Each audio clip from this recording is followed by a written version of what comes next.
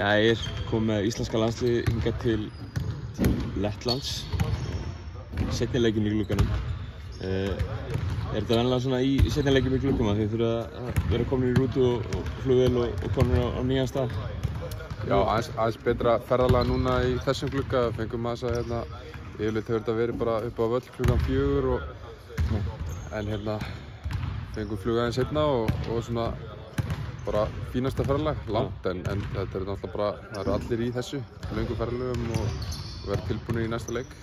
Hvernig fannst þér andinn vera í hópnum í ferðalaginu eftir þetta erfiða tap á stað? Ég vona bara að mér fannst vera mikil gleði í hópnum, svona miðað við. En það er bara þannig í þessum hóp. Við erum mjög samheldnir gaurar og ég segi alltaf ef maður myndi fá að vera í félagsliði þá væri það bara í landsliðinu.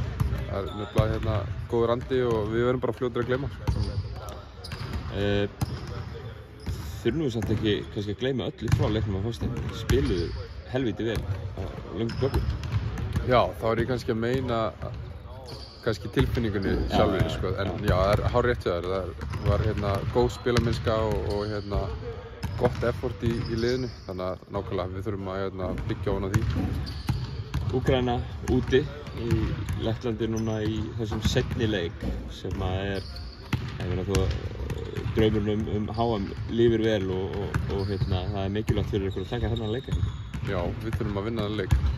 Við áttum góða frammistöðu á móti þeim á heimavelli og það verður áhugavert að sjá hvar þeir ætla að sækja og við vitum hvað við ætlum að gera og við ætlum að eiga góða frammistöðu.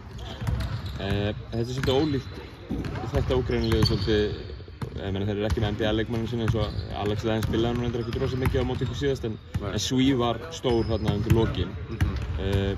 Þannig að þetta er þetta er svolítið ólíkt Úkraínalið sem þeir eru að fara að spila núna. Já, akkurat.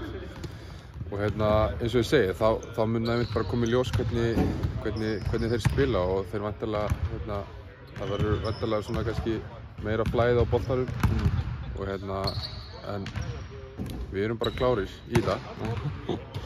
Frábært. Takk fyrir. Takk.